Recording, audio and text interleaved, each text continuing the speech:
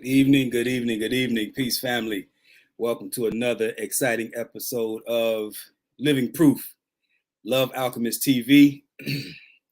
Been looking forward to this conversation that I want to have with y'all tonight, and just kind of want to talk a little bit about why good people often find themselves in bad relationships. Do me a favor, if you're in here already, smash that like button for me.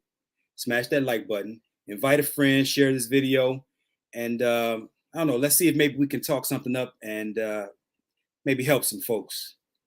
Hit that like button, invite some friends to this live, and share this video. Good evening, Brother James. How are you, sir? It's my lovely wife in the building as usual. How you doing, darling?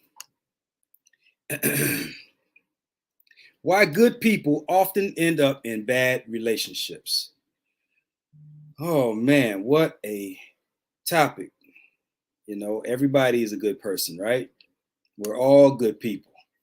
Nobody wants to think of themselves as anything less than that, right? So let's deal with it. Let me see here. All right, bring these comments up. Y'all work with me. I was running around here, man. Kind of crazy. I couldn't find my laptop. Got this little thin laptop, this little MacBook, and man, this thing is so slim. And I set it beside my love seat. I was looking all over the house for this thing.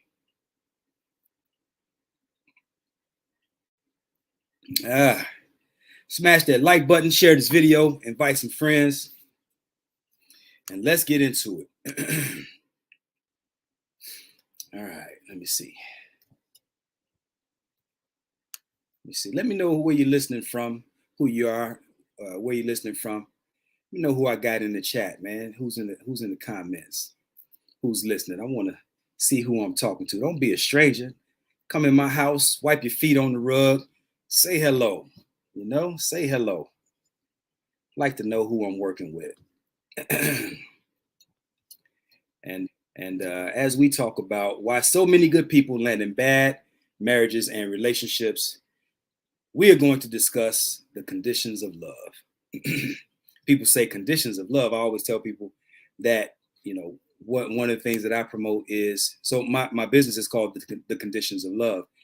And a lot of times people are thrown off by that. You know, they say conditions of love. We want unconditional love. We want that kind of unconditional love. And it is my contention that unconditional love is not very realistic. I think I think unconditional love, for the most part, does not exist. You know, aside from, at least not in intimate relationships. I say if you want unconditional love, get a puppy. And you can even get a puppy from me. I sell Doberman Pinscher puppies. And we got a litter coming up this fall. So, but if you want something real and tangible, you're going to definitely have to look for something a little bit more conditional, which brings me back to the sponsor for this show, the Heart Work book. This is a book that my wife and I wrote together. We put our 30 plus years of marital experience and harmony, and some of our challenges in this book. We wrote it together for your benefit. So it's relationship coaching and counseling all in a binder, and we're pretty proud of it. So you can go over to www.theconditionsoflove.com, theconditionsoflove.com, and pick up your copy. It's called The Heart Work Book, 31 Days to Mastering Your Relationship. All right. And since I'm sitting here trying to get y'all to share this video, I might want to share it out to a couple folks myself. Tasha Britton, hey sis, how are you? Thank you so much. Continued blessings to you and yours as well. I appreciate you. Let me share this video out myself. Let me see. Let me send this out. There we go.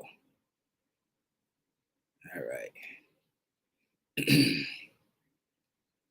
There we go. Y'all bear with me. I'm a little slow getting started. I'm telling you, man, I getting caught up not being able to find my doggone laptop, man. That threw me for a loop. So I'm a little bit slow getting started tonight. But we're gonna make it work.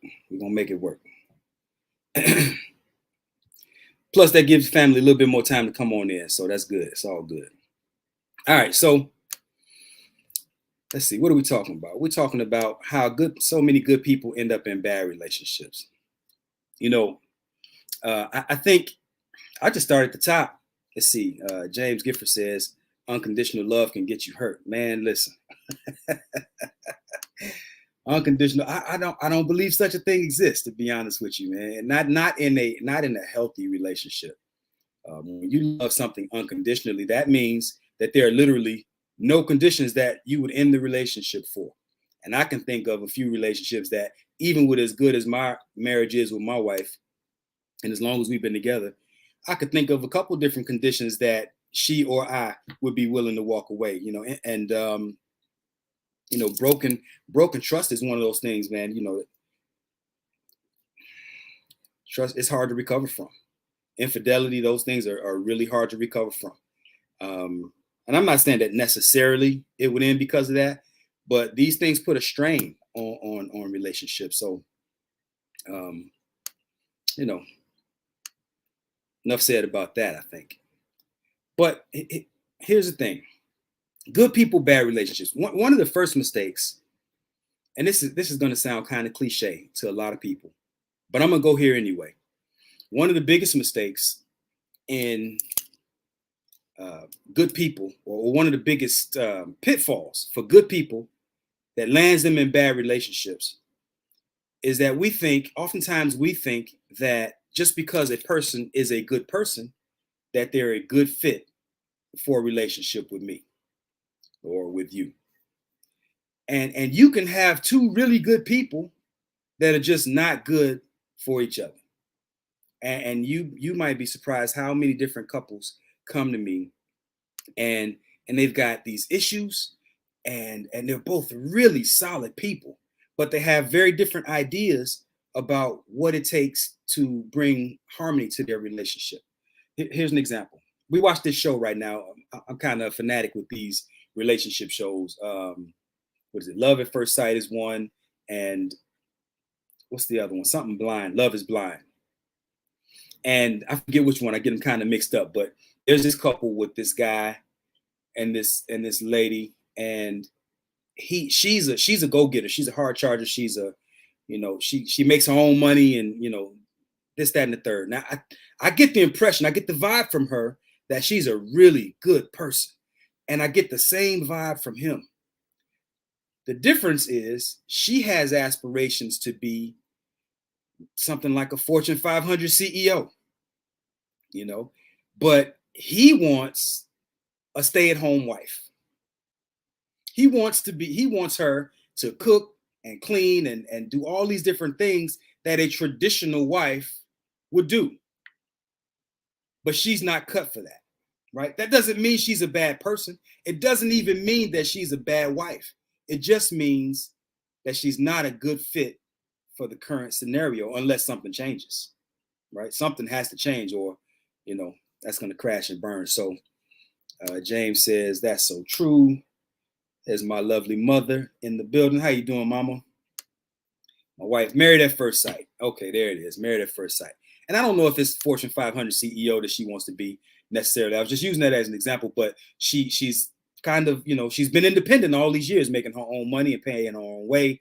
And, he kind of wants her to move differently. And it's been a real struggle for her. So, number one, just because somebody's a good person, doesn't necessarily make them a good fit for what you say when you say marriage, and or when you say husband or wife.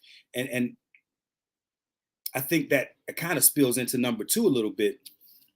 Sometimes people have very different ideas when they say husband or wife. So when my wife and I got married, I had this idea that my wife would, when I put my foot down, that's what it is. I'm very traditional, but I was also, pretty chauvinistic and very unfair, really, to be honest with you. And so, my ideas weren't the healthiest. And so when I said wife and when she said wife, we had two very different ideas about what that looked like. And conversely, when she said husband and when I say husband, we had very different ideas. So I'm thinking, as long as I make the money and all the bills are paid, that's what being a husband is. Yeah, of course I love my wife. Of course I love the kids. Kiss them, pet them on the head. All right, boy, go in your room. All right, girl, see you later. Go in your room. But her idea was something much more intimate, much more involved. And so, and honestly, that was a healthier idea, in my opinion. Her idea was a healthier idea of what husband and wife arrangements would look like. So again, different ideas sometimes can make all the difference in the world. I know, and these ideas are rooted in our childhood. I mean, our perception, what they call it, the formative years, those first 5 to 6 years or so. This is where our emotions and our psyche, all these things are cemented. Who we are as a person are pretty much cemented by the time you're 5, 6, 7 years old. Now you'll grow and you'll get smarter and so on. But for the average person, much of who you are and who you're going to become, much of that is encapsulated in those first few years. Now, look, we all know that the divorce rate it hovers somewhere around 50%, right? You hear different stats, it varies, changes, from year to year or whatever, but it's typically right around 50%. So about half of the people who get married get divorced. Here's the part that many people don't tell us. About 60% of those, it's estimated that about 60% of those who stay married are unhappy in those marriages. That's a big number. That means that a very small percentage of the people, are experiencing success, what I call success, and harmony in their marriages and in this area of life that's responsible for better than 90% of our overall happiness.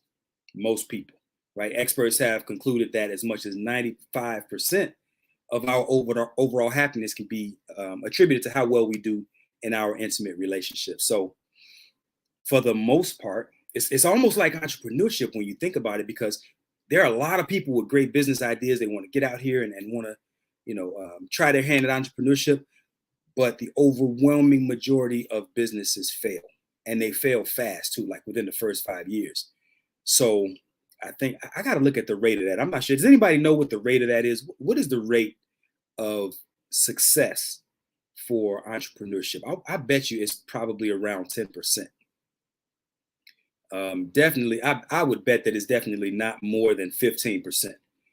And I would bet that the rate of successful marriages, I'm not talking about people who just get married and stay married and they're married for 20, 30, 50 years.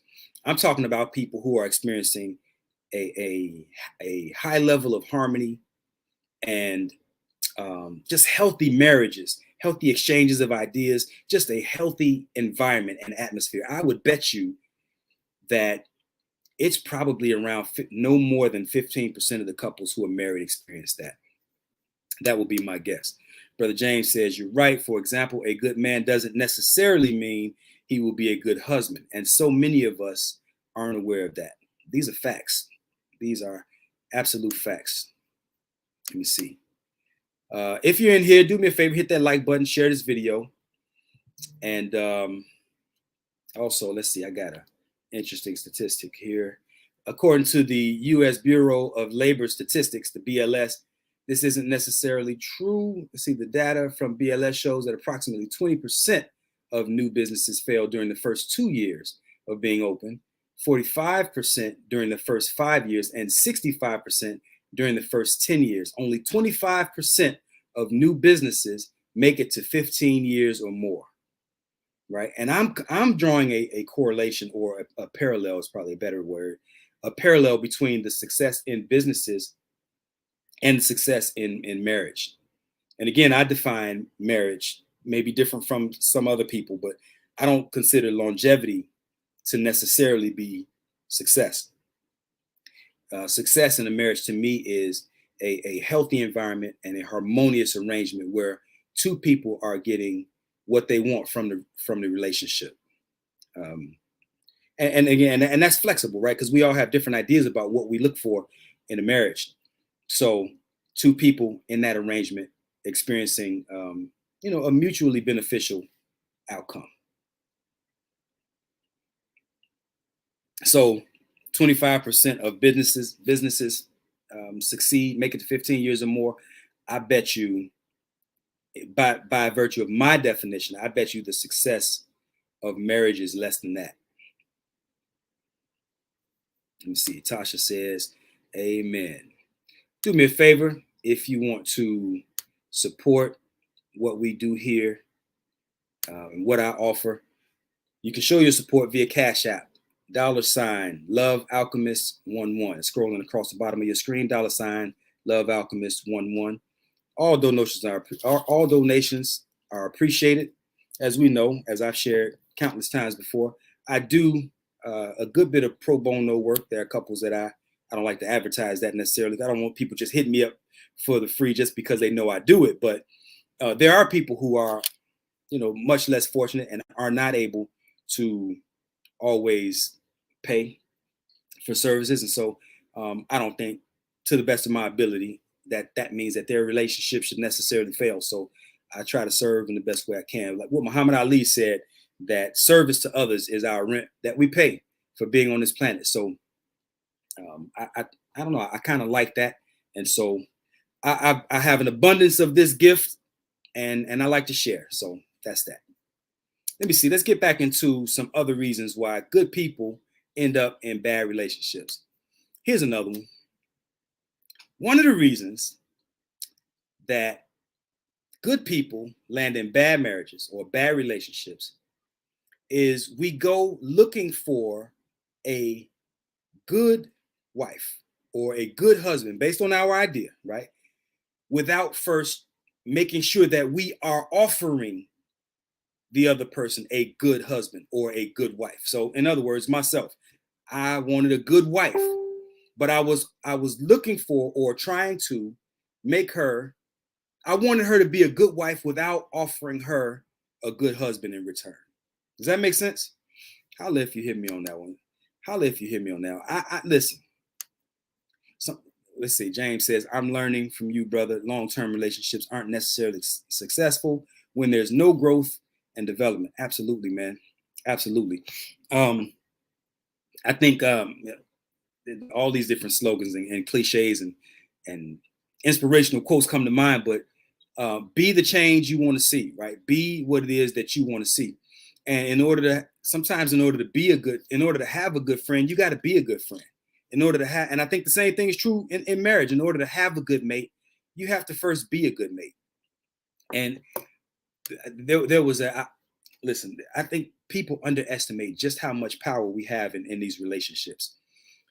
One person, a lot of people are going to disagree with me on this, but just hear me out for a second. People say you can't do it alone, and that's true. You cannot foster a completely healthy environment alone, but you alone can change the dynamic in the relationship. One person can change the whole relationship. People are like, how can you do that? Nah, that ain't right. Listen, if you change, look, they say, Wayne Dyer said, when you change the way you look at things, the things you look at change. I like to make myself a personal example because I don't like to use my clients as examples, but I do have one for y'all. But here's the thing. My wife did not change. I told y'all so many stories already, but it was really hard for her. But my wife still, she could have stopped cooking. She could have stopped cleaning. She could have stopped serving and showing up in our marriage, the way that she did. But despite the fact that she didn't like me during those years, despite the fact that I was very difficult to live with, I was unreasonable, I don't know, just wild, young, and immature, she still showed up doing the things that she was supposed to do. And then one day the light just kind of came on, or at least started coming on. And then I began to kind of gravitate more toward what I was supposed to be doing. So did she fix the relationship by herself? No, but she highlighted a path And, you know, then that goes into a different conversation, but she did kind of highlight the path for us to be where we are right now. So one person can make a difference. And again, that doesn't mean that you need to endure all kind of abuse. I wasn't beating on my wife and stuff like that. I wasn't cheating on my wife and stuff like that. I just wasn't mature, hadn't yet arrived to, you know, this place where we can experience the things that we're experiencing now. So one person absolutely can make a difference. So the message is, be what it is that you want your mate to be. You know, you can be more compassionate. You can be more thoughtful. You can be more understanding. That's a major one, right? Everybody wants to be understood, but the main thing is to be understanding. Seek first to understand, and second, to be understood. Seek first to understand, and second, to be understood. You might be surprised how many things can develop and unfold in your relationship when you understand the nature of who you're dealing with. All of a sudden, maybe you're not as triggered, you know, as you might have been before you had a fuller level of understanding. And all of a sudden, you're more compassionate and more caring and willing, watch this, even willing to extend the benefit of the doubt in areas where before you were much more rigid and you had a much more hell no type of attitude about it, right? Tasha says 100%, love 100%. You have to be a good friend, a good mate to be the change you want to see. Absolutely. Look, my wife, if there was ever a such thing as a soulmate, I know I sound like I'm bragging sometimes when I'm on here, but y'all just work with me for a minute. If there was ever a such thing as a soulmate, my wife is that for me. Okay? I'm not saying that for no applause. I'm trying to tell you a story in the words of Bernie Mac, right? If there was ever a such thing as a soulmate, I'm talking about if God himself would have said, boy, look, I know what you need, and I'm going to make for you this woman, and she's going to be exactly what you, not only what you want, because she's easy on my eyes and all of that stuff, but she's also going to be exactly what you need. It's as if he did that, as if God himself, herself, themselves, God said, I'm going to give you that. I'm saying that to say this. When you're not ready here, even your soulmate, the ideal man or woman, can show up and you'll run them away. The relationship will still fail when you're not ready to practice some level of reciprocity, some level of higher understanding and compassion and affection and vulnerability. I mean, there's so many things that you have to pour into what this thing is called love, rather than just looking to extract from, right? So being the right person, just going back to what Tasha said, you have to be a good friend and mate in order to experience these things. So let me see, what else did I have? I took a couple of notes because I get sidetracked. What else can I say? I had so many things I wanted to share with y'all. How do good people end up in bad relationships? Here's another one. Arguments, right? We get very passionate in our discussions, and good people get into arguments too. Sometimes good people say things that they don't even mean, right? And I had a couple come to me. I'm gonna call this the tale of two initiators. Sometimes men come to me with their wives and say, hey, I want to do counseling. Sometimes women will initiate and say, you know, we need help. We need some kind of coaching. We're not going to make it without some kind of intervention. So I had a young lady reach out. Hold on for 1 second. If you haven't already, share this video. If you haven't already, hit that like button, share this video.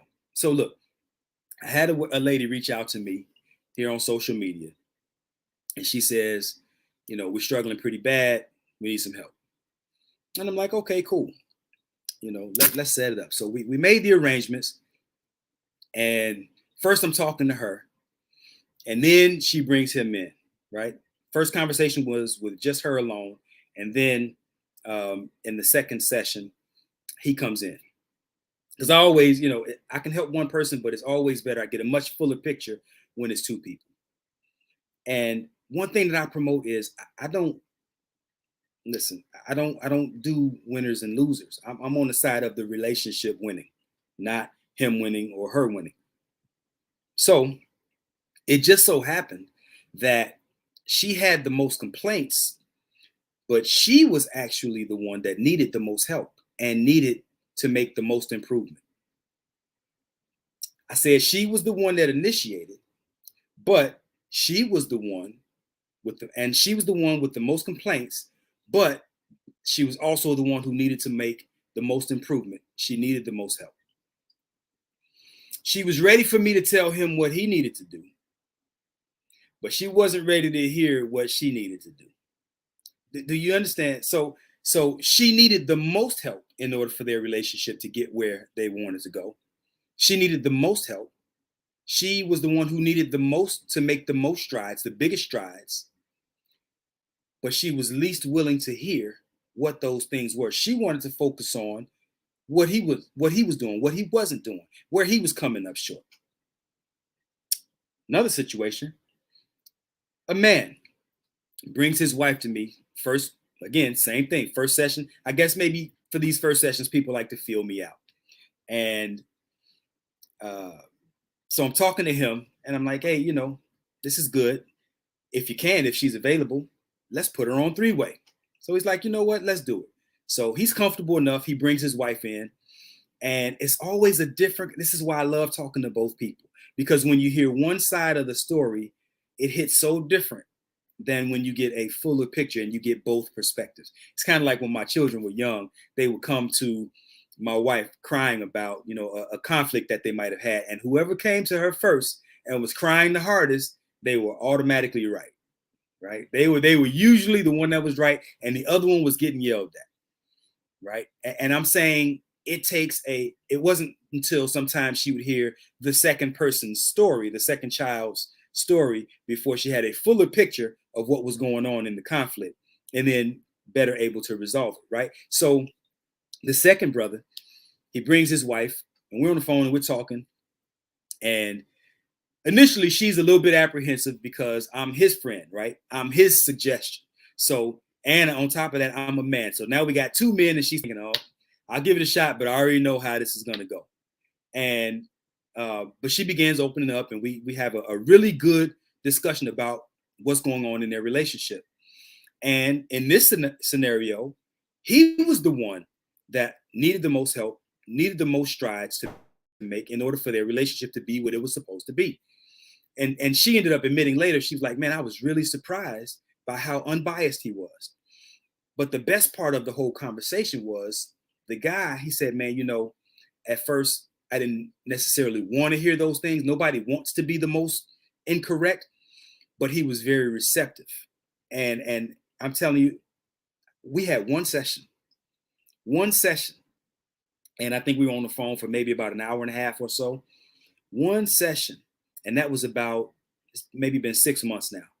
And he still calls me from time to time to check in and say, man, things are great. We're doing better than ever. And at this time, they were married, I think, 27 years.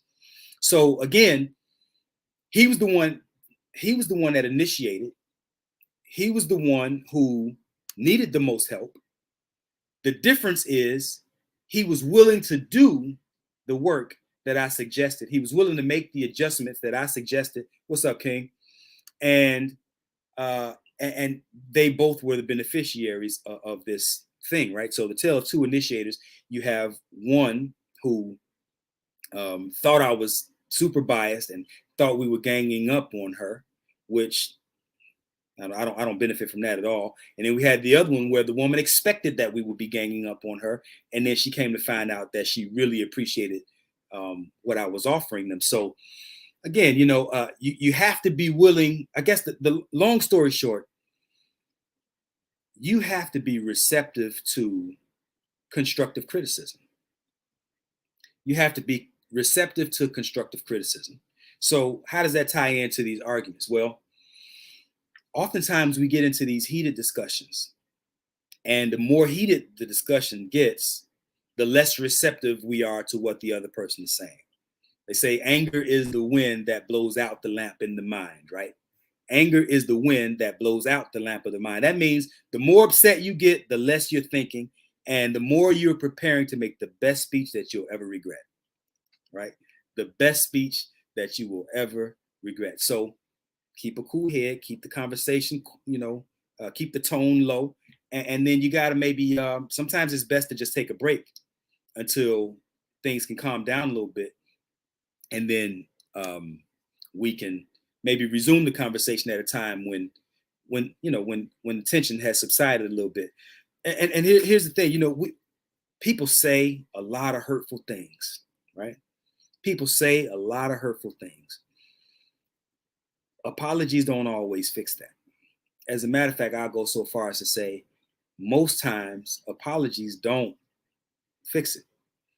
So they say sticks and stones may break your bones, but words will never hurt me, right? And I think that's probably the biggest lie ever told.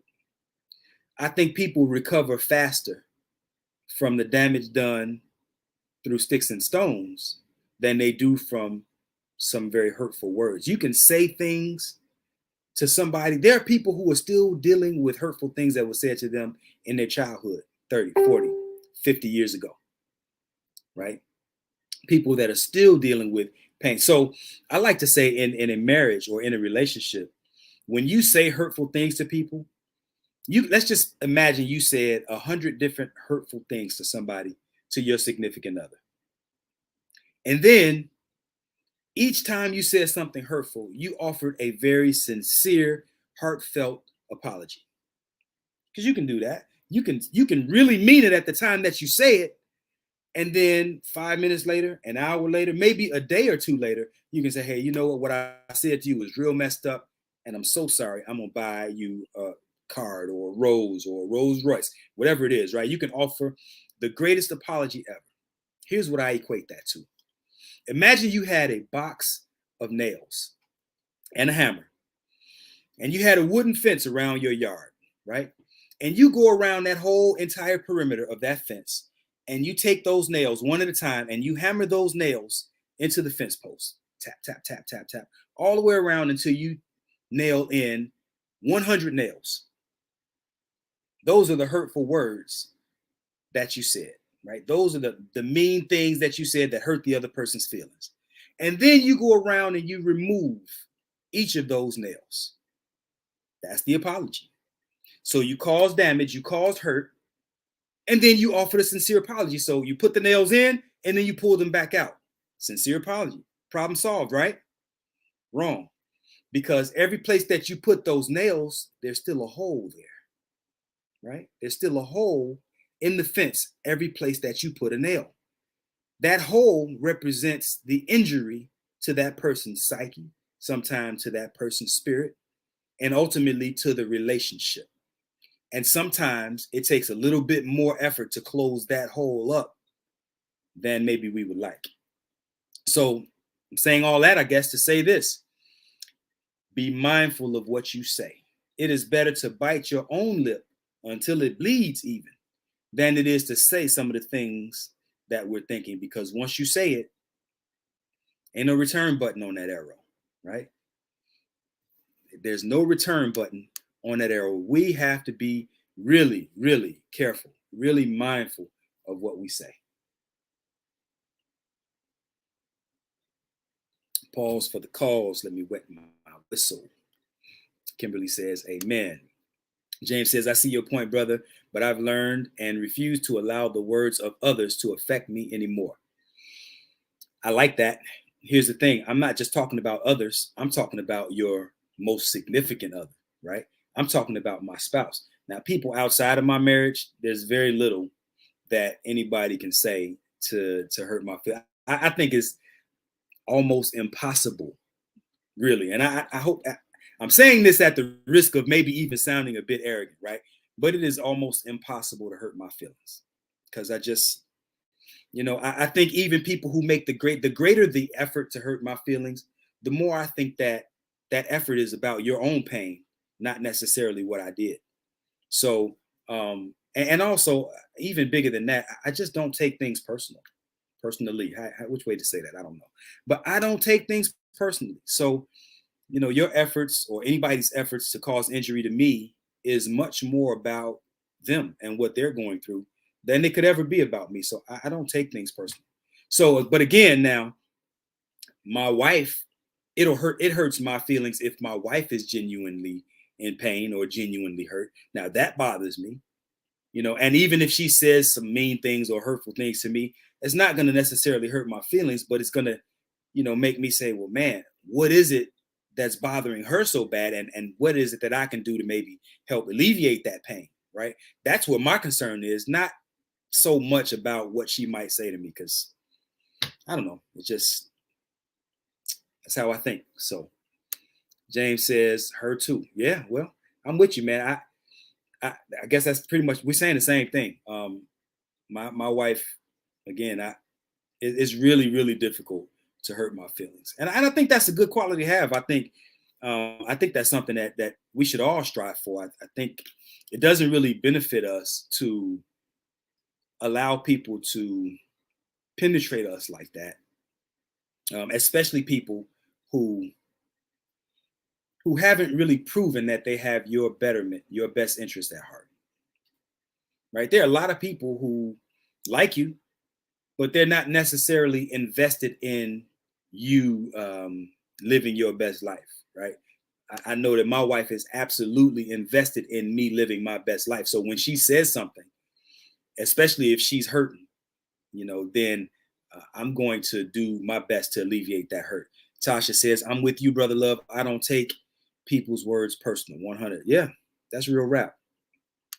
Let's see. James says, actually, it was my wife to help me see things another way. Man, my man, that's a win, brother. That's a win. Man, I'm super thirsty. Y'all forgive me.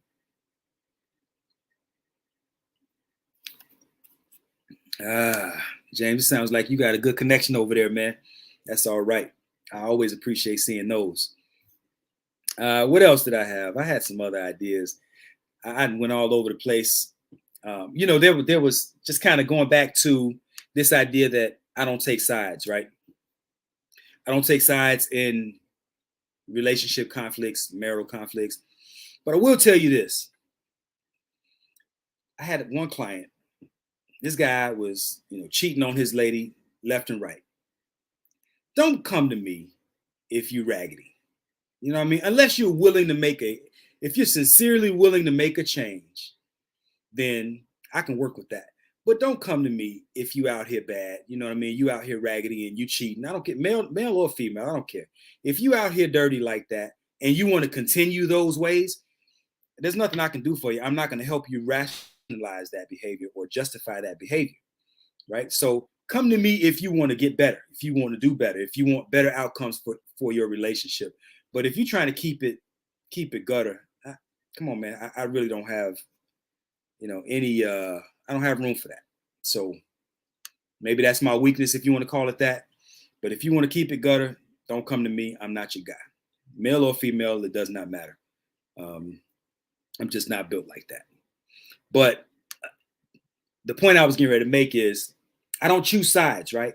And even when it's my own child, I don't choose sides. What I choose is the side of what's right. I try to walk, and I'm going to sound like a preacher when I say this, or a reverend.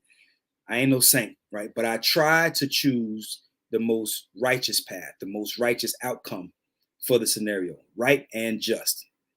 Righteous is two words. Righteous is two words. It's right and just. I want what's right, but I also want what's just, right? And that's what I'm on the side of. And even my own daughter in her marriage, there was one particular incident, without going into too many details. It wasn't like so egregious or anything, but she was wrong. And however they were handling it, she was handling it. And I just told her, and I didn't correct her in front of him. We were all out to dinner one day, and he got up and he went to the restroom, and I checked her right there. Don't do that. Without going into further detail, I just said, don't do that. Basically don't talk like that. Especially in front of me, especially in front of us, me and your mom, like, et cetera, et cetera. So I'm sharing that to show you an example that I don't choose sides. I don't care who you are or how close you are to me. Even my own daughter, I checked her.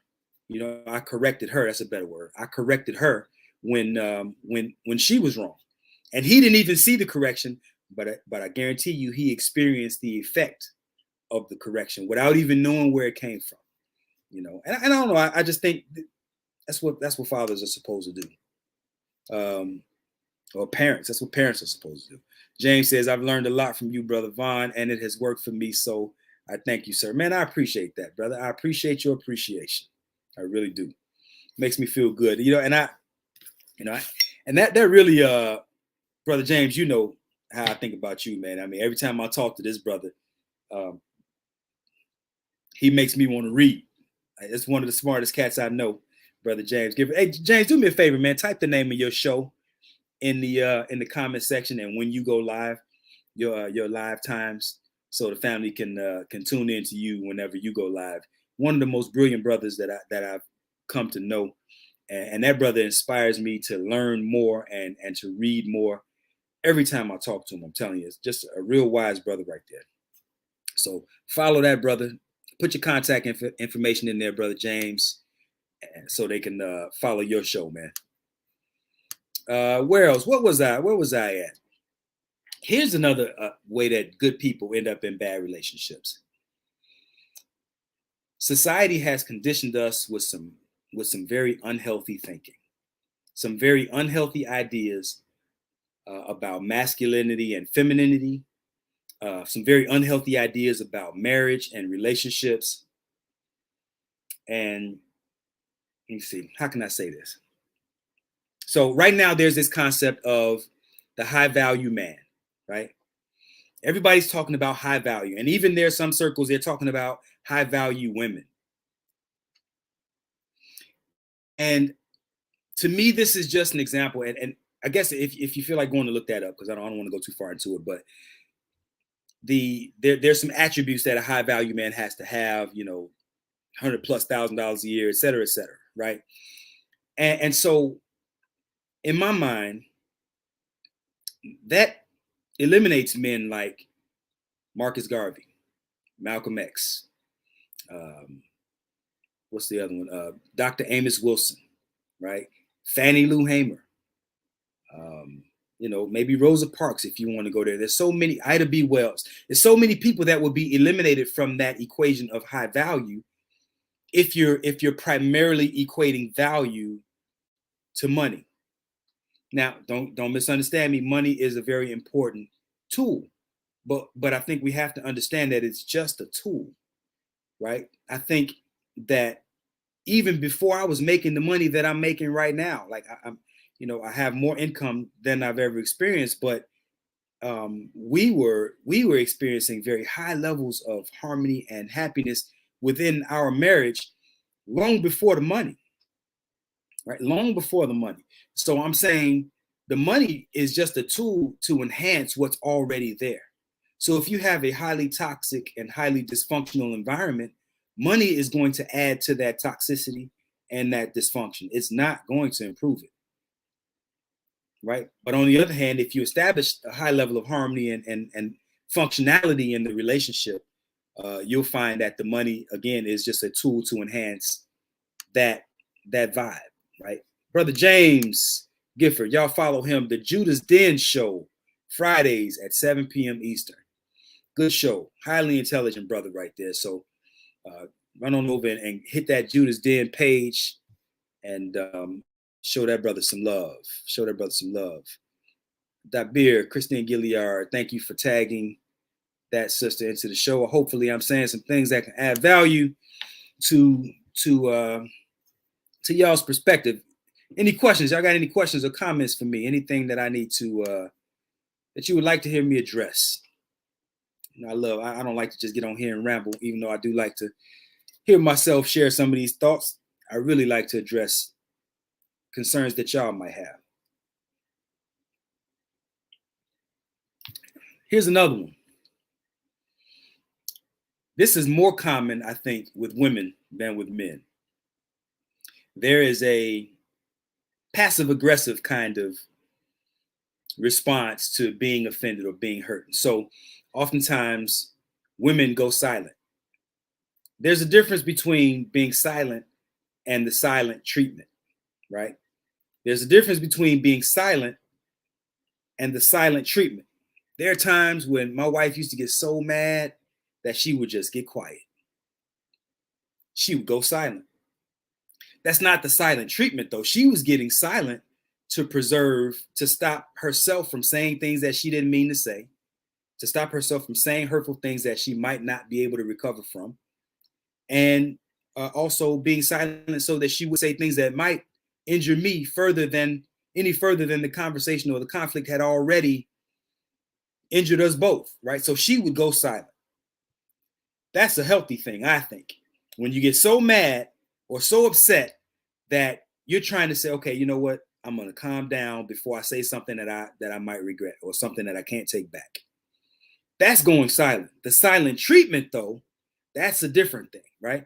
The silent treatment is this passive aggressive way of kind of turning your back. What's wrong? Nothing. And you're just purposely being silent because you know that your silence is going to aggravate the other person, anger the other person, et cetera, right? Just cause further. Your silence is a way of punishing the other person. That's the silent treatment. That's passive aggressive, or one way of being passive aggressive. Tasha says, sad but true, money over morals. Yeah, man, just touching back on that for a minute. We got some very displaced values in the world at large, but let's just, focus here in our culture, in this society. Money, man, money, people put money. And again, it's a tool, and it's an important tool. It helps you do things that, most people just can't do, or that a lot of people can't do. I mean, even something as basic as, maybe healthcare, or, I don't know, y'all know what money can do, but I'm just saying, money over morals, that's definitely, man, excuse me. I ate too much pizza before the show. James said, you just described my wife. So what to do when that happens? Are you talking about the silent treatment, Brother James? Or are you talking about her just going silent? Which one are you talking about? And I'll just go into what I did when my wife would get silent, because I used to be a hothead, man. My temper used to be terrible. My patience was very low, and my temper was not good. And so when she would get silent, it would just make me even more upset, and I would end up being the one saying things that that I shouldn't have said, right? So in that instance, when somebody goes silent, the respectful thing would be to recognize that they're going silent, and maybe it's for a good reason, right? So which one, Brother James? Explain to me. Is it the write it out? Is it the silent treatment or silence for the sake of not saying something? Okay, going silent. Yeah. So here's what I learned to do when my wife would go silent. I just give her room to collect her thoughts, to calm down, and then ultimately it brings the conflict down to a much more manageable level. When they go silent, the best thing to do is you go silent too, because they might be counting, they might be taking deep breaths. They're just trying to calm down. And sometimes the worst thing you can do in that situation, because again, if they're silent probably because they're pissed, right? And anger is the wind that blows out the lamp of the mind. So when somebody's silent, they're probably already at a 9.5, maybe even 9.9. You don't want them on 10, right? And you could say some trigger words that gets them to say things that they regret, things they can't take back, things that might even injure the relationship to a point where it's harder to recover from. So I say, when somebody goes silent, give them room, give them that respect of operating in a way that preserves some integrity in the relationship. Give them room. That's my 2 cents. What do you think about that? Because I'm not one, and I think most men probably operate this way. We don't typically go silent or give the silent treatment. When a man goes silent, especially when he's frustrated or upset about the relationship, I think that's cause for concern, and you know, yeah, I think that's cause for concern. And so, as a woman, you should be concerned and be trying to get to the root of what's bothering them, because I think men naturally want to ease the suffering of the women that they care about. Men naturally want to ease the suffering of the woman that they care about. When a man stops working to ease whatever is bothering you or whatever's hurting you, um, that's an indication, one indication that he might have left the marriage or left the relationship. Sometimes leaving the relationship isn't always physical. Sometimes we can stay right in the house, but we emotionally checked out. We're here physically, but emotionally, we've left the building. And so, you might want to see what you can do to restore that. Doesn't mean just because we left that, it can't be restored, but it is cause for concern, in my opinion. Ah, let's see. Brother James says, yes, thank you, because I love to talk about it, but I've learned to give her space. It doesn't happen often. Yeah, that's what it is. I think that's I think that's the best move, is to give a person room. Give a person room to, work it out in their own mind. And sometimes you could even ask them, hey, do you need a few minutes? However long it takes them. Sometimes, look, some people, it takes longer to calm down than others. I calm down pretty quickly. I don't get upset very often either, but even when I do, I blow off. I say what I gotta say. I don't hold things in. Things don't fester in me. If I'm upset about something, you're gonna know it, and I'm gonna say it. I might say it diplomatically. I might say it tactfully, but I'm gonna say it. I don't hold it. We're gonna share this, right? And but I calm down quick. I mean, usually inside of an hour, we can talk again about whatever. But everybody ain't built like that. Some people will hold on to things for hours. And so, we all got to find, a measurement that works for us. Let's see. What else? Here's another way that good people end up in bad relationships. Our picker is broken. Did you hear that? I said our picker is broken. Sometimes we pick, we might have the best intention about this relationship, the best intention for what we want to do in our lives, in our relationships, and we pick the wrong people. We pick people who are just not suitable for what it is that we want to do. Here's one area that people pick, and I think most people don't even realize that this exists. Now, I don't talk about this one much, at least not outside of clients that I might be working with, or even outside of people who don't have as much of an understanding about what I'm about to share with you. But there are people, we're in a society where the idea of opposites attract is promoted, right? Opposites attract. And I think that is one of the most incorrect ways to approach a relationship. I don't think opposites attract. I think complements do. Right? And even if you want to go into the direction where you say opposites attract, I think that this idea of opposites, right? If we're opposite, that means I'm trying to go east and she's trying to go west. We're traveling in opposite directions. We have opposite ideas about what we're looking for in a relationship. We have opposite ideas or differing ideas about what fosters a harmonious environment in our relationship. I don't like opposites attract.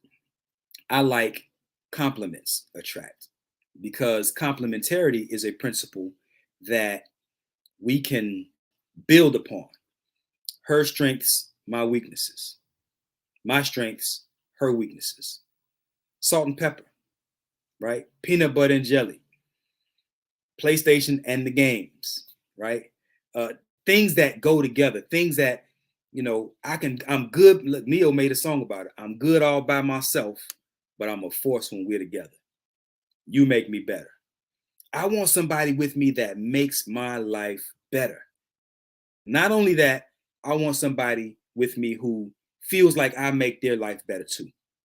But a lot of times We don't choose people with these types of qualities in mind. We choose people that maybe they look good, maybe they make a lot of money, maybe they got the right swag, or maybe, you know, maybe she's got the Fendi bag and the bad attitude, and, you know, she's built real nice. And we our picker is broken, and we choose our mates oftentimes with very superficial ideas, right? And so we pick the wrong people.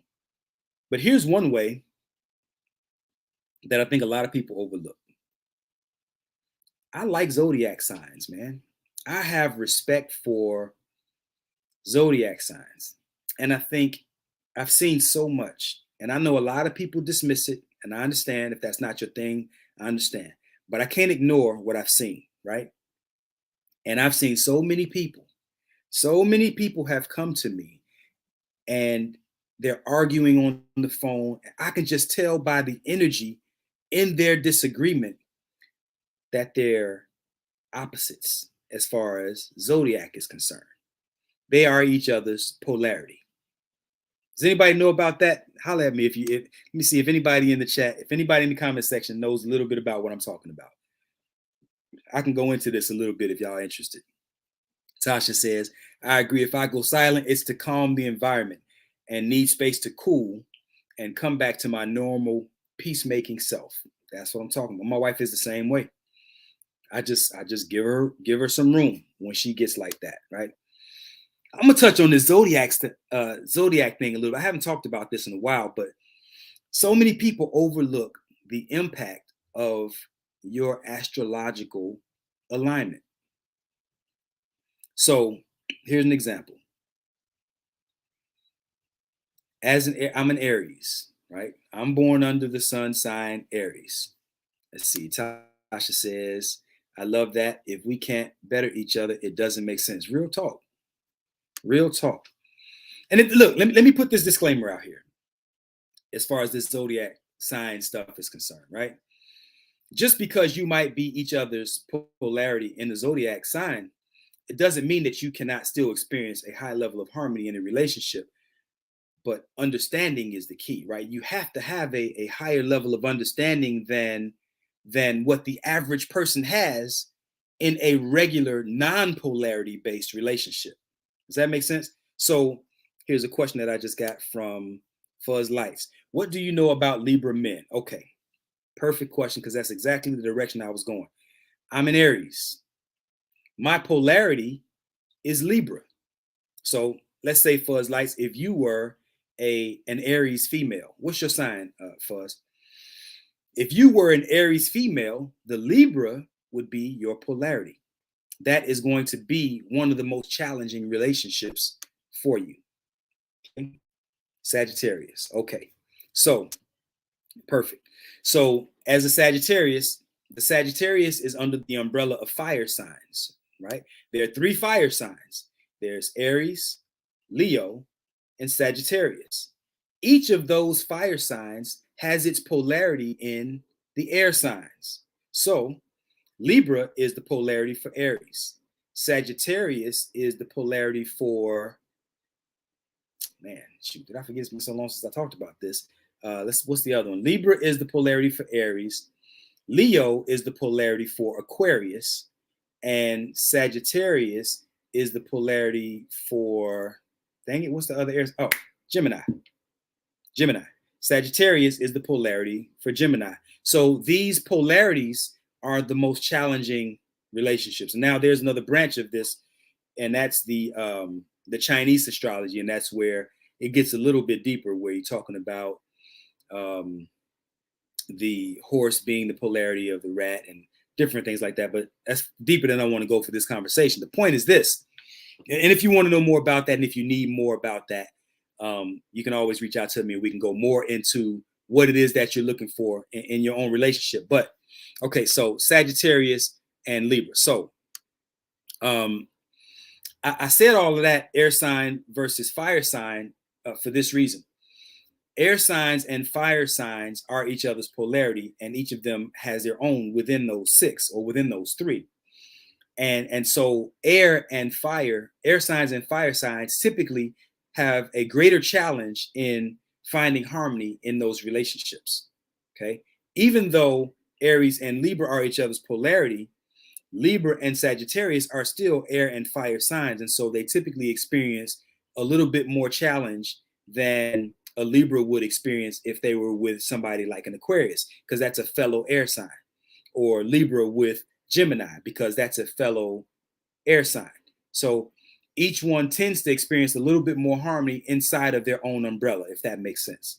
So fire signs typically experience a little more harmony inside the fire sign umbrella. So Aries with Sagittarius, and Aries with Libra, or I'm sorry, Aries with Sagittarius, Aries with Leo, and Leo with Sagittarius, or Aries with Leo.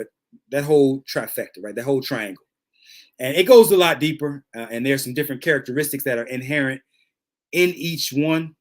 And I think those things are important to learn, particularly like if it ain't broke, don't fix it, right? If if you're already experiencing a high level of harmony in your relationship, you don't really even, in my opinion, you don't really even need to dig in it, because you're doing what works, right? But if you find that there are areas where it needs to be enhanced, then don't hesitate to shoot me a message, and we can kind of dig into it a little bit deeper if you want to do that. What else? And so each one of the signs, there's 12, right?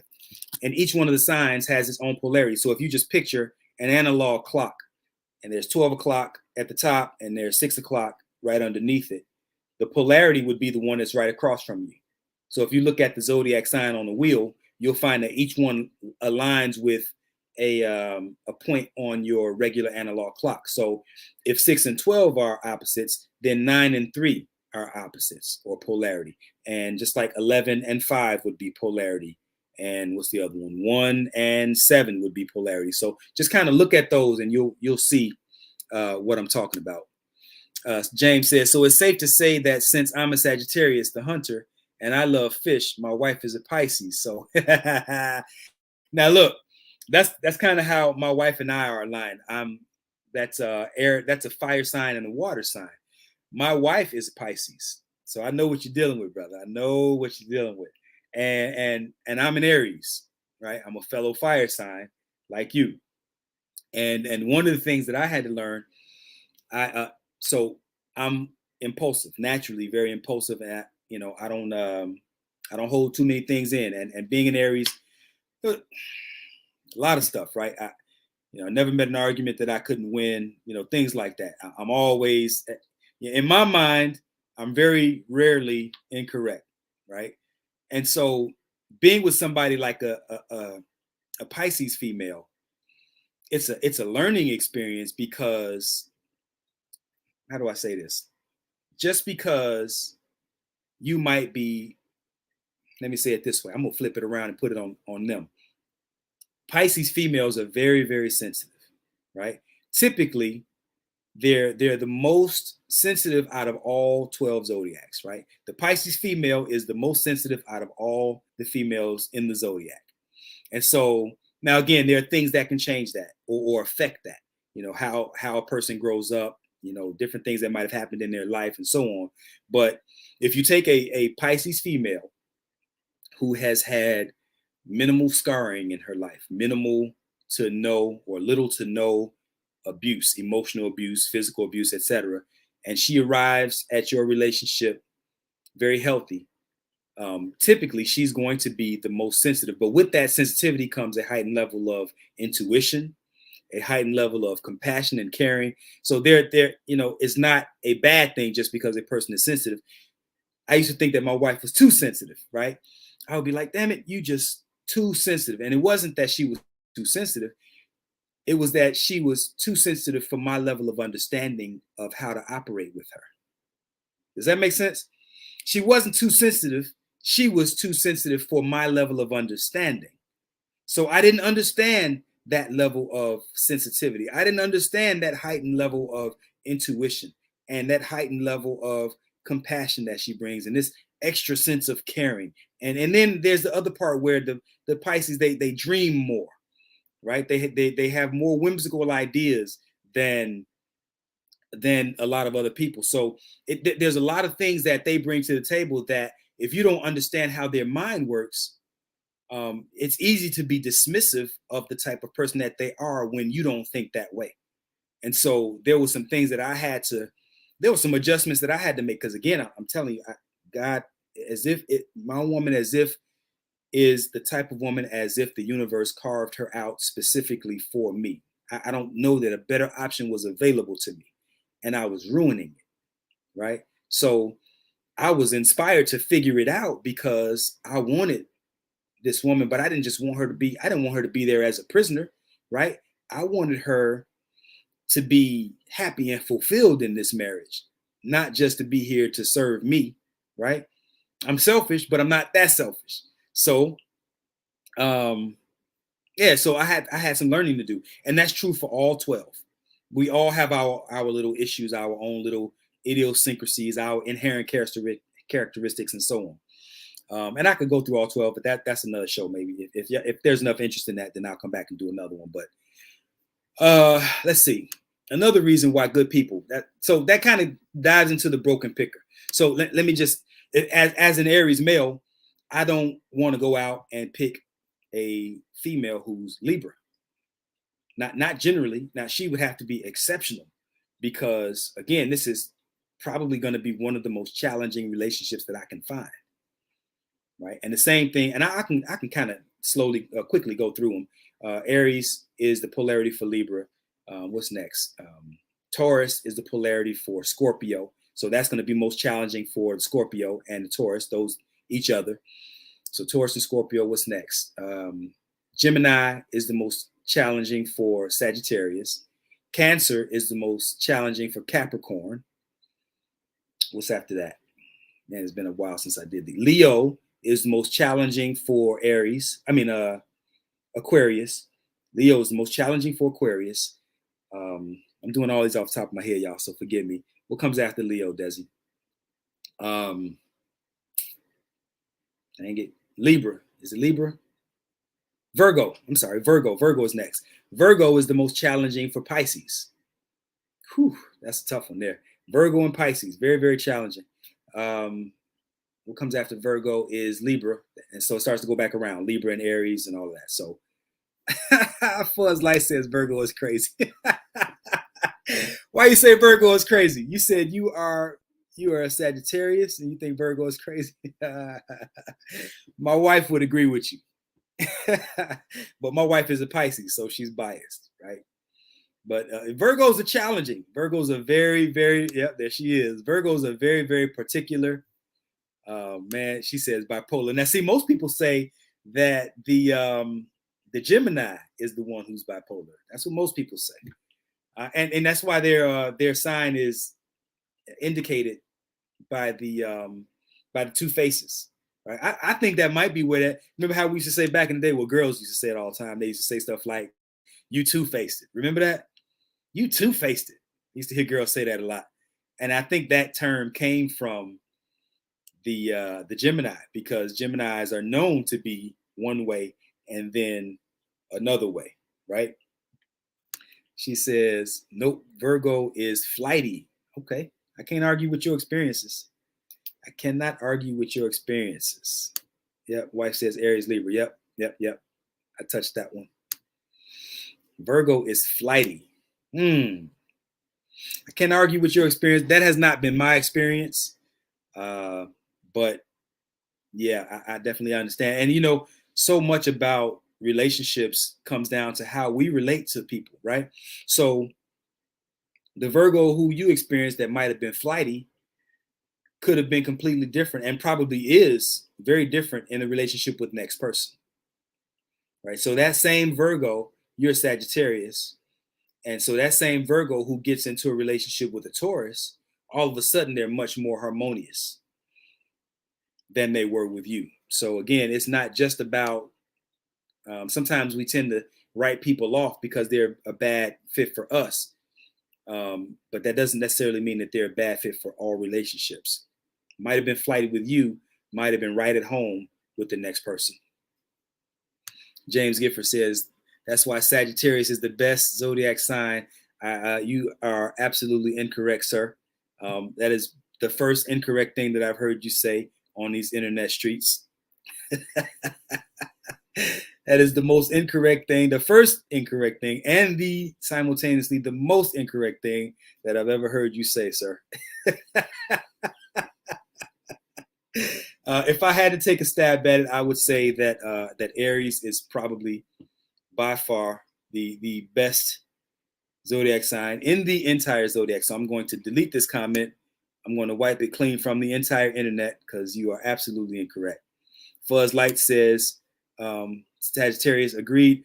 You are both absolutely incorrect. I'm gonna put you both in timeout, and you go sit down and you face the corner and do not come out until I say otherwise. All right. No, it's all good, family. So, hey, look, y'all fellow fire signs. So, fire signs run this thing. I ain't got no problem with you. It's all love. My wife says negative. It's the second best. I know what she thinks is the first best. She's incorrect too. She thinks that Pisces is the first best, and she would also be absolutely 100% incorrect. There's only one, and it just so happens to be the first one that God made. It is the Aries. That's why it comes first on the zodiac chart. It's always first on every zodiac chart. It's first because it's number one. The end. Anything else? Is there anything else? I mean that with love, y'all. I mean that with love. Oh, another Sagittarius, Issa Star. Oh no, I'm outnumbered. It's too many of y'all. It's too many of y'all. Sagittarius in the building. It's all love, though. It's all love.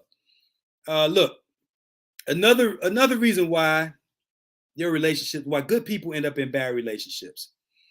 Another reason why good people end up in bad relationships. People get hooked on feelings. People get hooked on feelings. And with a lot of people, especially women, especially sensitive women, like the Pisces. I'm gonna make it personal. Like the Pisces, Brother James and my own wife. And Cancer. We got a Cancer in the building too. Oh, this is perfect. Solomon, we are here, Sagittarius. All right.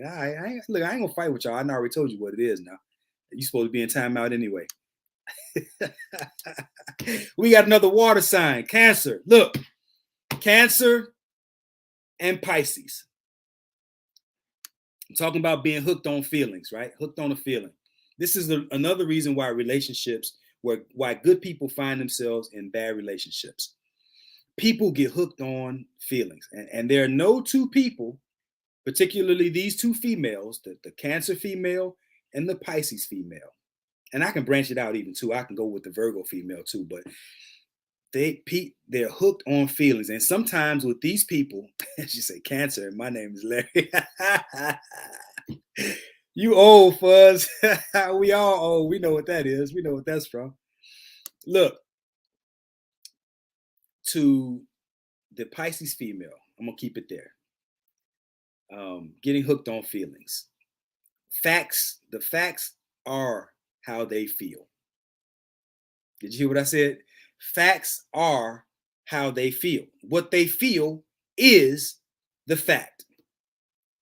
Me and my wife talk about stuff like this right now. If she feels it in her gut, or if she feels it in her heart, that's the fact. She don't care what your statistics say. She don't care what the papers say. She don't care what the doctor said. If she feels it, that's a fact. Now, understanding how this type of mind works, right? If you don't understand that this is how the Pisces female operates, or many women in general, look at she laughing at me because she know I'm right. Look, if you don't understand that that's how their mind works, then it can cause you to be very dismissive when dealing with people like, I'm gonna say, these people, right? These beings. It can cause you to be very dismissive. But here's the thing about that. There's a trick to that, right? There are actually, look, there she is, I believe. Yep. Look, now we have all these statistics, all this statistical data about what's right and how things have gone in the world. And statistics do measure, right? These are thinking aspects. Did you know, let me hit you with some alchemical nerd stuff, right? Did you know that there are actually more neurons in the gut, in your stomach, in the lining of your gut? There are more neurons in your gut than there are in your brain, in your spinal stem, and in your brain. This is why scientists and doctors often refer to your gut as your second brain. So, your gut instincts are to be treasured. So, when you feel really, really strong about something, most times, more often than not, you're probably going to be right. And you have a higher percentage, a greater chance of being right when you feel something in your gut. You have a higher chance of being right, a greater chance of being right when you feel something in your gut than when you rationalize it or think it with your mind. Right? So you get people like these Pisces who feel like they're right about stuff, right? You get these people who are so committed to how they feel, and their feelings are the facts, right? You get these people and they feel it in their gut. They just know what they know. They don't know how they know. They don't know where the information came from, but they know because they feel it down in their shando, right? They feel it. They just know. And you sitting here like, that don't make sense to me, right? Because I read so and so and such and such. I seen it, and the statistics say that, right? But oftentimes I learned from my wife that a lot of times they just, he said, damn, our wives are relatives. Man, listen, look, if there's anything I know, it's the Pisces female, bro. Let me see. Robert Lee says they didn't adjust to their partner's changes.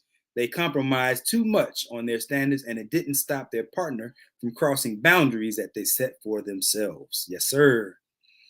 Yes, sir. That is important. He said, 3-2 Pisces, watch. Watch your mouth. Yep. I'm very familiar with the Pisces. Now, look, the Pisces female and the Pisces male, there's some differences, but definitely some strong inherent characteristics, similarities. Yep, I know, man. Look, I know the Pisces female, brother. I know her well. I have studied this being, and boy, oh boy, they are interesting. But I'm telling you, if the universe had carved it out for me personally, I could not have chosen a better one. So, what else? What else? So, yeah, people get hooked on feelings, and sometimes those feelings can they can lead us astray, because sometimes our feelings are not necessarily rooted in healthy ideas, right? You can feel strong about whatever you choose to feel strong about. That's the reality of it. And sometimes we feel strong about the wrong stuff. For example, we feel strong about, my man got to make at least $150,000, $200,000 a year. Okay, you might get a guy that makes $150,000, $200,000 a year, but he can't treat you like you want to be treated. Maybe he's not as present or as emotionally available, and or whatever else. Or maybe your woman, a guy might say, my woman has to at least have, double D's, or a big bubble butt, or whatever it is that, he might like. And you might find that, but she can't cook worth a damn, or, whatever it is that you feel like you might need. You can't trust your deepest thoughts and your most sincere vulnerabilities with her the way that you might be able to, or the way you might have been able to with that chick that you were with, and maybe she was a lot slimmer. Maybe she only had a B cup, and maybe she just had a little bubble on her butt. But as a human being, the way she showed up to your life, maybe she was a better fit. So again, sometimes our feelings are rooted in things that are much more superficial and ultimately not as beneficial. Fuzz Light says he can make that much and still treat you like crap, and vice versa. That's what I'm talking about.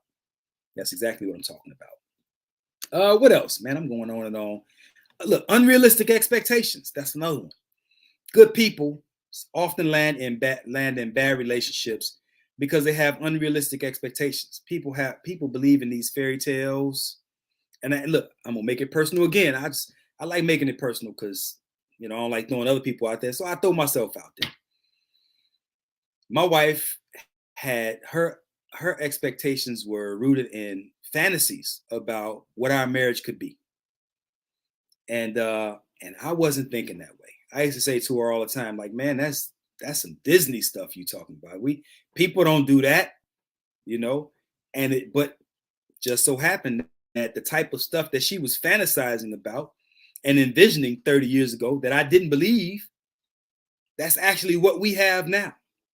So sometimes they say, what is it? Most people say seeing is believing, right? But I think that's backwards. I think believing is seeing. Think about the Empire State Building. Did they see it first and then they believed? Or did they believe it could be and then they built it and then they saw it? They believed first and then they saw it. I say believing is seeing. There's some magic in believing, and I think so many people are unaware of the power and the magic in believing. But I'll leave that there. For as Light says, by the time the good person meets you, they are afraid or just beat up emotionally or afraid to trust. Look, I love that. That beat up emotionally or afraid to trust. Man, look, people are having a real hard time. It's really, really tough out here. And there are a lot of people who are afraid to make themselves emotionally available because the pain from being hurt in a relationship is one of the most painful things and one of the most difficult things to recover from, right? So I'm gonna say this, man. Look, if you're not ready to be serious in a relationship, don't get into a relationship with somebody who wants something serious, somebody who's looking to be emotionally available, looking to make themselves vulnerable, looking to, open themselves up. Like, I wish we promoted integrity more, like the way we used to. Back in the hood, man, if there was a ball player, basketball, football, if we thought that person had a great chance of going pro, going places, and they wanted to hang around with, in the street activity that, maybe they shouldn't have been around, that could jeopardize their chances of making it to the pros, the guys in the street would say stuff like, hey, man, this ain't for you, right? Get on out of here, man. I know it looks like we're doing something fun and having a good time, but this ain't for you. You got a bright future ahead of you. Get out of here. And they would send them on their way, right? And no matter how bad they wanted to be involved in it, nah, blood, this ain't for you, right? Nah, bruh, this ain't for you, right? I'm saying, man, I wish we had that same level of protection around people who would become good husbands and good wives, good fathers and good mothers. Like, some people are for the streets. I get it. Some people ain't gonna ever be more than just for the streets, period. I ain't got nothing bad to say about them. It just is what it is, right? Some people, no matter what, they're not even interested in being a good husband and a good father. Some women are not interested in being a good mother or a good wife. Run game on them. Play games with them. If you're gonna play games with anybody, y'all play with each other, right? Y'all get your own little sandbox and y'all play over there, right? But put your arms around the people who are not for the streets. We need to protect those people, because ultimately, if we're saying that children are our future and good husbands and good wives and highly functional relationships are our future, then those are the people that also need to be preserved even more than we're preserving ball players. Am I making sense? I hope that analogy connected. For as Light says, you are right. My father and his friend were ball players that I guess you meant gangbangers back in the day, protected them. Exactly right. That's exactly right. Gangbangers, spell check. Yep. That's exactly right. So, yeah, man, enough about that. What else do I have? Let me see. Is there anything else I had? Fear of abandonment. Fear of abandonment is another one. I'm going to share two more and then I'm going to get off here. Maybe two or three more. Fear of abandonment. There's so much fear in relationship, man. People don't want to be hurt. People are afraid of being abandoned. And that's basically just, fear of being left hanging once they make themselves available, make themselves vulnerable in the relationship, right? But that fear, oftentimes, that fear can create so much adversity in the relationship, right? So fear of abandonment can show up like this. Some people have such an intense fear of being left or being cheated on. Let's use cheated on, for instance. Excuse me. Let's use cheated on. People can have such an intense fear of being cheated on to the point that the person has already cheated on you, even if they've never cheated on you. The person has already cheated on you, even if they've never cheated on you. And that's because it's here. And believing is seeing. I just told you that. Believing is seeing. So if you believe in your heart, in your spirit, that somebody is either going to cheat on you or they're already cheating on you, it doesn't matter if they never cheat on you. In your mind and in your heart, they already cheated. And that ruins the relationship, because here and here, you have such a great fear that you've fostered such an uncomfortable and unsustainable environment that will make the relationship bad. Fear of being abandoned, fear of being, you can sow fear, you can sow discord into your relationship just by the way you think, because the way you think will create the type of dynamics in the relationship that ultimately bring about the demise of the relationship, right? I'm not going to stay on that long. I think y'all get the point on that. I think it's important to set boundaries. There's some really good people out here who do not set boundaries for the relationship. They let people walk all over them, right? Sometimes, look, I'll use men in general as an example. When a man loves his woman, right? When a man loves his woman, oftentimes he will do, to the best of his ability, anything he can for her to be happy, for her to be, for her to smile, for her to enjoy herself. But sometimes men do this to our detriment, right? Let's say, for instance, she wants a new car. Now, on paper, you can get a new car, but getting that new car takes you so far off the path of what your ideas were, what your plans were, what your goals were, that, if she's a little bit sad because you're not ready to get a car, let's say you say, okay, well, I'll be in a position to get a new car. We got this old car right now and it's running good. My goals are that in a year, 2 years, 3 years, I'll be exactly where I want to be. Then we can get a new car. But she's so sad about still driving this old thing. It runs good, still gets A to B, whatever. But she wants a new car so bad, right? And you share with her the plan. Hey, look, my idea is ... in a year, 2 years, whatever the time frame is, we can get a new car, but let's knock out this debt. Let's build up this nest egg, et cetera, et cetera. You share with her the plan, and she can understand the plan. She can rationalize what the plan is. She can understand, connect with the plan, but her feelings say that, hey, I really want this new car. So instead of sticking to the plan, you veer off, right? You violate the boundary that you set, you veer off the plan, and you get this car prematurely. And now you've compromised your finances. You've compromised your financial standing, your financial position, your financial being solid in that way. And so now things are a little bit shaky. Money is a little tighter. Here's what that does. One thing that does, right?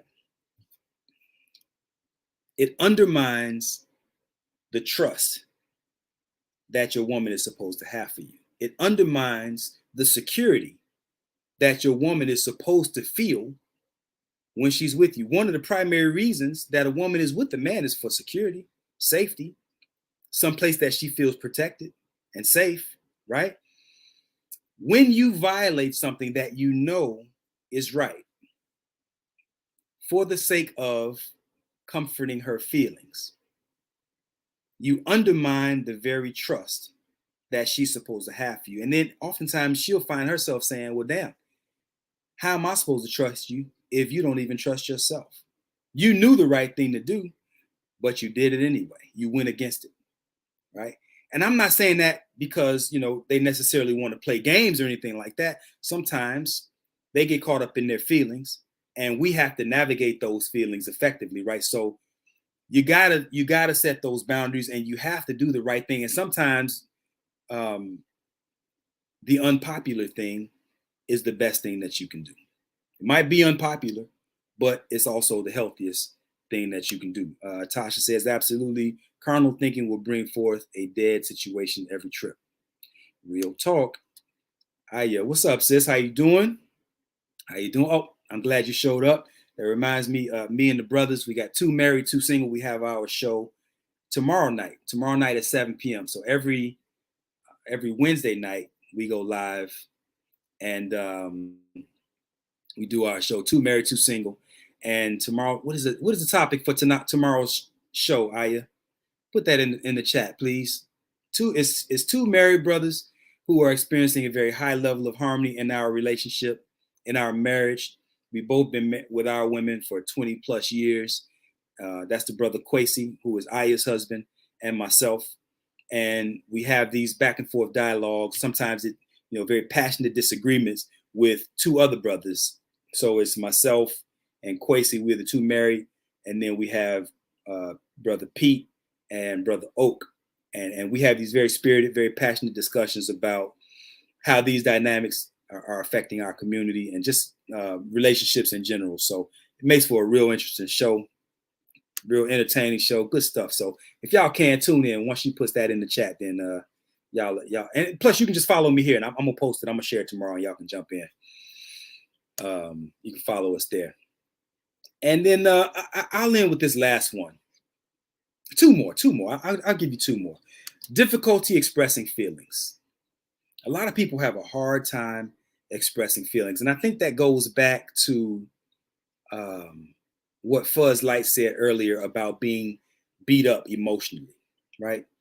Some people have been so hurt and so scarred, and they're carrying so much baggage that they have difficulty expressing themselves emotionally. And so that makes it really hard to connect with somebody. And they can be just as loving and passionate and caring about the relationship, but if they have a difficult time expressing that and sharing those ideas in a healthy way in the relationship, that inability or that difficulty sharing or expressing those feelings can ultimately lead to a difficult or even a bad relationship. Okay, Brother James says it's a very interesting show. He's talking about the show tomorrow night. The title of the show is Black Men Can't Build Because Black Women Want to Lead. Black women can't build because black men can't build because black women want to lead. And so these are topics that we're going to debate and discuss. And I'm sure there will be plenty of disagreement. For one, I don't align with that idea. I'm giving my position away already. I don't think black men can't build because black women want to lead, but I'll leave that there for the show tomorrow. Nice little cliffhanger. Y'all come in and join us. Like I said, follow me here on this page on the Love Alchemist. Hit that like button on the Love Alchemist page, and I'll share more details about the show. I'll post a flyer for that tomorrow. Let's see. One more thing I think I'll share. Need for control. Need for control. Some people feel like they really have to control. Aya's laughing at me. She already know. Anyway, there are people, cliffhanger, right? People want to control the uncontrollable. And people aren't meant to be controlled. I don't think people are meant to be controlled. And oftentimes that leads to good people being in a bad situation. And really, that need for control comes from fear. If we want to keep it all the way 100, that need for control comes from fear and insecurity and emotional fragility, being fragile or psychologically fragile, right? And that's the kind of thing that can sow discord into a relationship. And just because somebody has an overwhelming desire or need to control does not necessarily mean that they're a bad person, right? It doesn't mean they're a bad person. They can be a really good person. They just don't have healthy ideas about how to maintain a healthy relationship. So you find good people landing in bad relationships, not because they're a bad person, not even because the other person is bad. People just have bad ideas that bring about a bad relationship. Does that make sense? Aya says, ooh, good one. You can only control yourself. Real talk.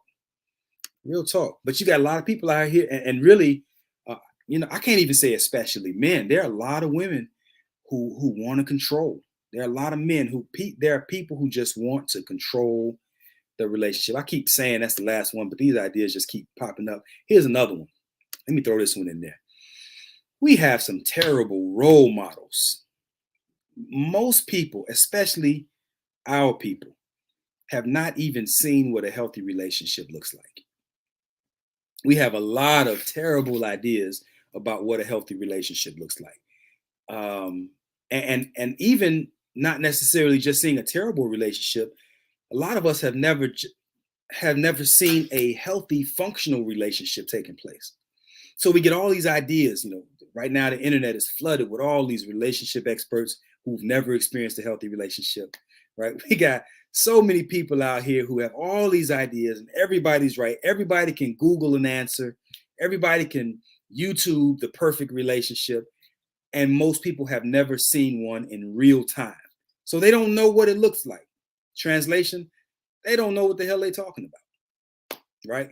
I can talk to Aya and Brother Kwesi. They know what a healthy relationship looks like because they're experiencing it real time, 20 plus years in the game, right? My wife and myself, 30 plus years in the game. I can show you exactly what a healthy relationship looks like.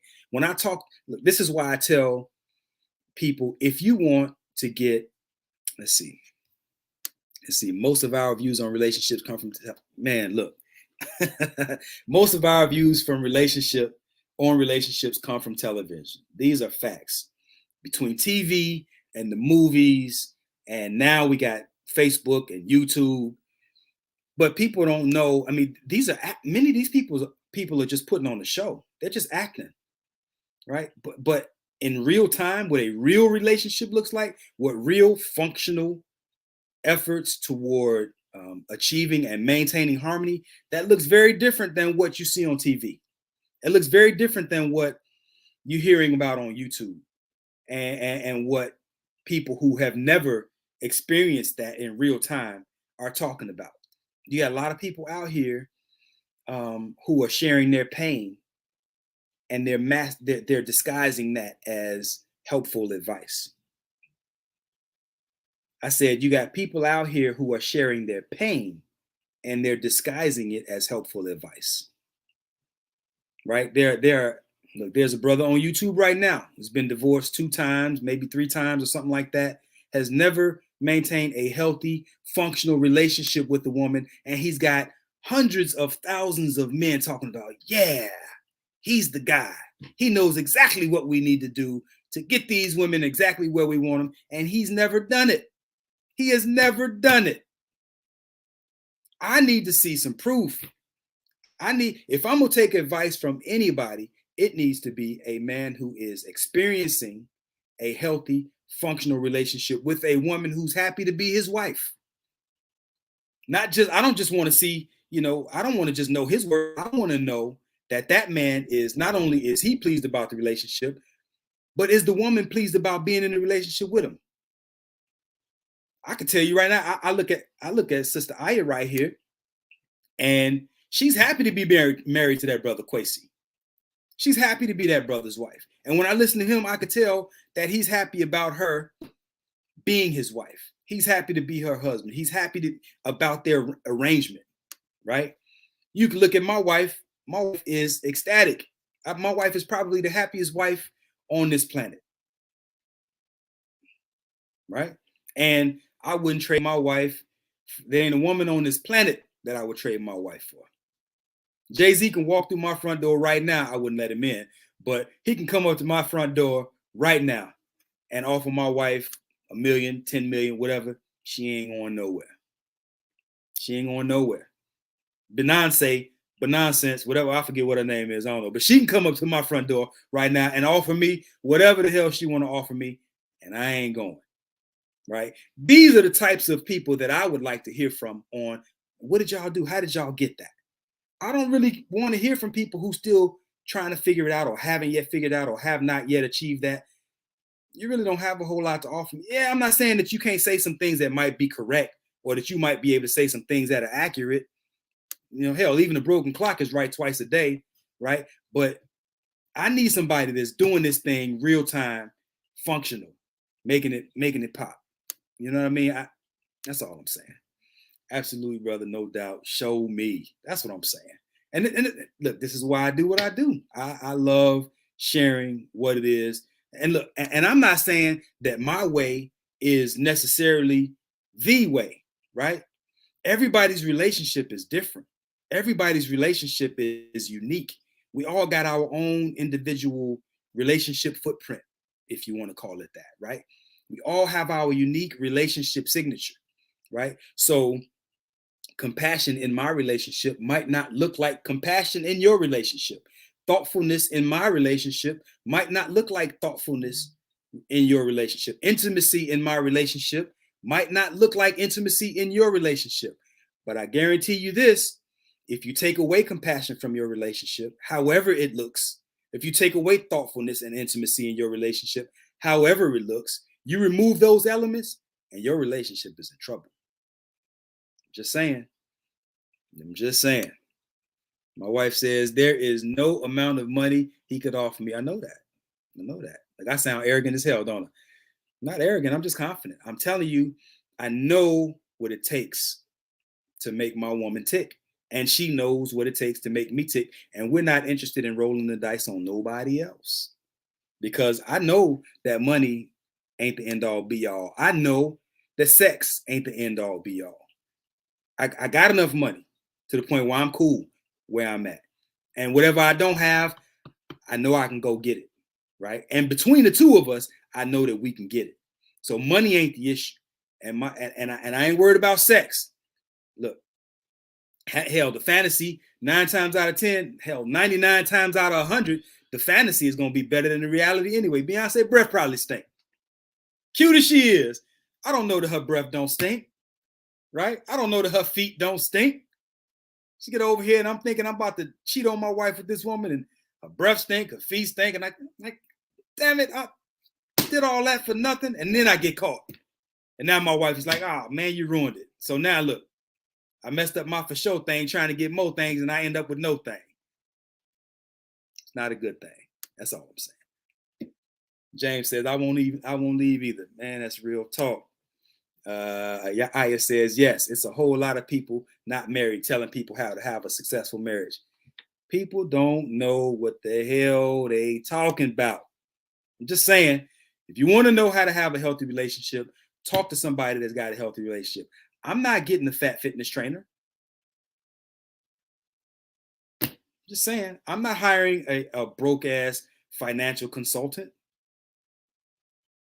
What you gonna show me? I want to, if I'm looking to get a house built, I want somebody who builds houses. I'm not going to a pool boy to build my house. Come on, man. I mean, we got to make it make sense, family. Messed up a good thing. Yeah, for real, for real. I don't know. I think that's it. Don't have any more. I have any more I want to share with y'all. Here's one more, and probably the most important one. Probably the most important one. What do you think? Let me see what Fuzz Light says. What do you think AI or Al think about the Kevin guy telling women why they're not getting a man? I don't know what the AI thing. I don't know what the AI is. Who is that? I don't know what the AI is or AL thing. Who is that?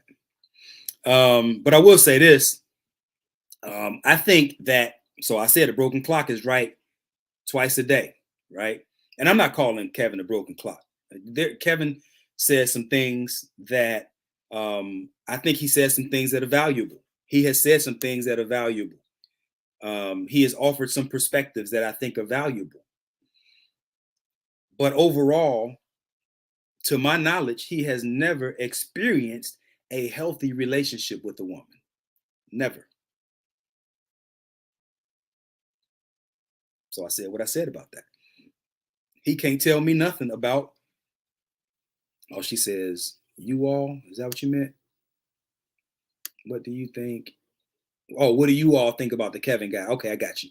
What do you think? What do you all think about the Kevin guy telling women why they are not getting a good man? So here's one thing that he talks about that I do appreciate. He talks about how women need to be more concerned not just with the type of man you want, but you also need to be concerned with what a man wants from you, what a man needs from you.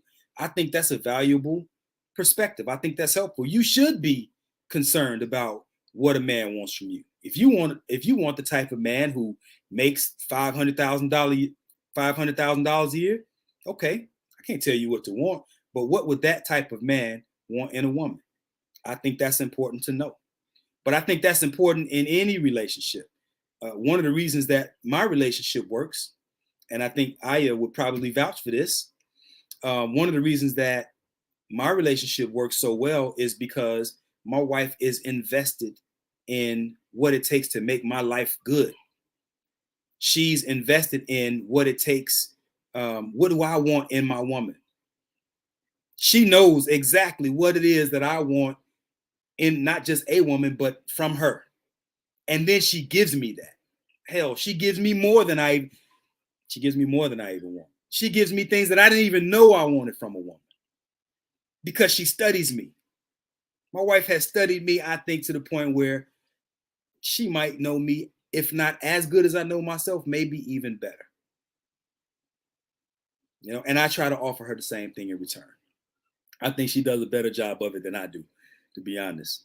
But I think I still do a pretty damn good job. So yeah, I think that's important for women to be invested in what your man needs from you, and then equally important, offer that to him. But here's the thing, watch this. There are people who will find out what a man needs from them, and they will offer it despite how it makes them feel. Now, see, that's unhealthy. So, for instance, if a woman, I don't know, let's say she has aspirations to be a Fortune 500 CEO, and she's grinding. I mean, she's a grinder, and that's in her blood, that's in her heart. That's what she wants. And then she meets a guy who wants a housewife, and that's not in her wheelhouse, right? She can't cook to save her life. All she know how to do is order takeout, right? Like I said, doesn't mean she's a bad woman. She might just be a bad fit for that relationship. But she knows that this is what her man wants from her, and she does it despite how she feels, even though it makes her feel horrible on the inside. Now, see, that's the type of compromise that, what do you call that? An over compromise. That's an unhealthy compromise. So that's what I say about that. James says, KS is trying to go mainstream and he's using insults towards Black women to get there. He's fake. I have no argument with that perspective, none whatsoever. The difference is, I think our people are so caught up on entertainment, and we've been so, this society has offered us so much trash that even when the entertainment comes at the expense of some of our most valuable treasures, we are entertained by it. And it is hurtful, it is very damaging, and it is very dangerous. So that platform is built on the demeanment of Black women, and I really don't have any. I don't have any appreciation for that aspect of it, for sure. Aya says 100. That's why you two still married. Got to be truly invested in each other. Those the facts, Jack. Please don't get me started on KS. Maybe on another day for sure. We could probably go in a little bit on another day, but it is late. And to be respectful of y'all's time, yeah, I'm gonna get on out of here.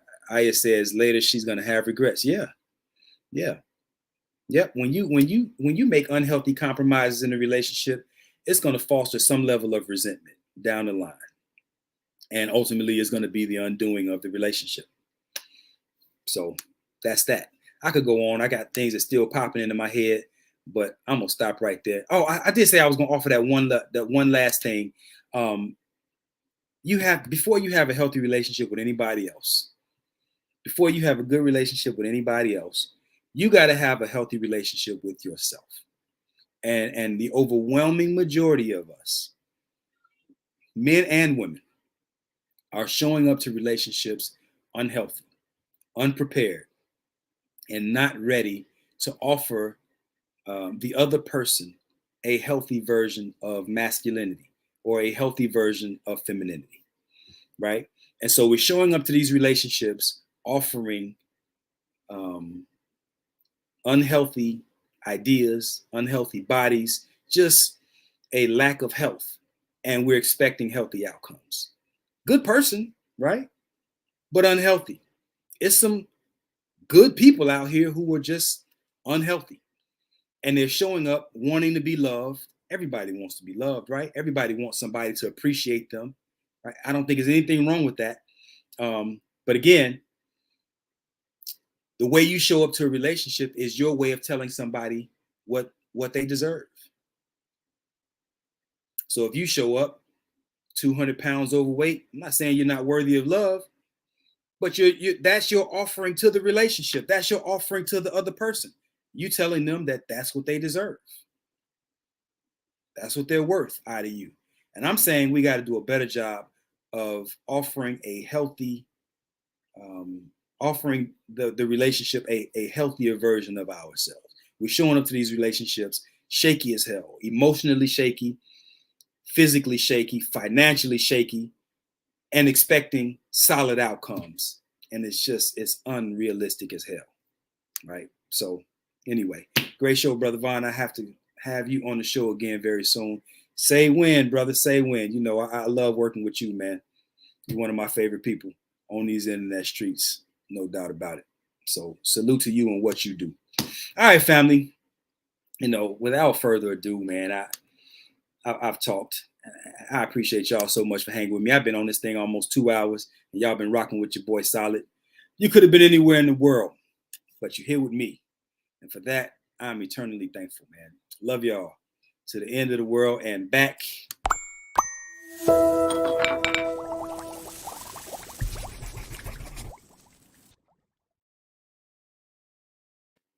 Peace, family. Love y'all.